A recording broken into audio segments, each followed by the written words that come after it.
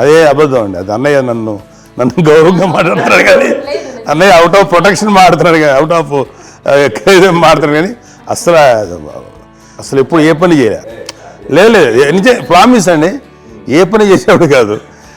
మా ఇద్దరికి మధ్యలో పాపం అన్నయ్య చాలా పని చేసేవాడు.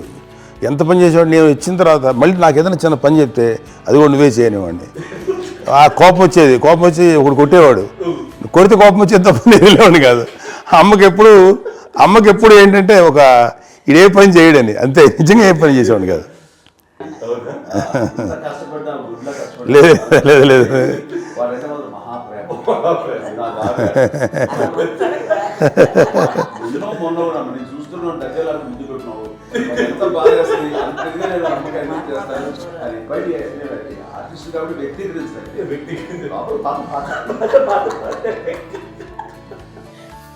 చిన్నది కాబట్టి తన పుట్టాడు, నేను పెద్దోడు కాబట్టి నేను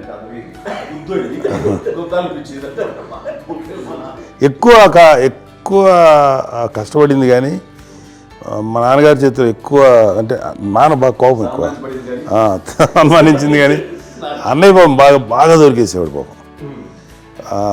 ఒకసారి అంటే మరి మాకే అనిపి ఏంటి ఇంత దారుణంగా ఉంది నాన్న మీద కోపం వచ్చేది నాకు.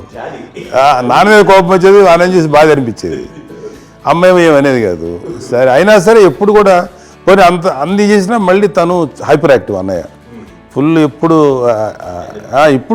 ఇప్పటికీ ఉన్నాడు. ఇప్పుడు ఈ రోజు కూడా అదే అన్నయ్య సేమ్ హైపర్ యాక్టివ్.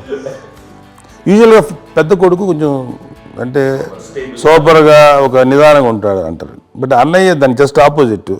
యూజువల్గా ఆఖరి పిల్లలు హైపర్ యాక్టివ్ ఉంటారు, అన్నయ్య పుట్టడమే భయంకరమైన హైపర్ యాక్టివ్.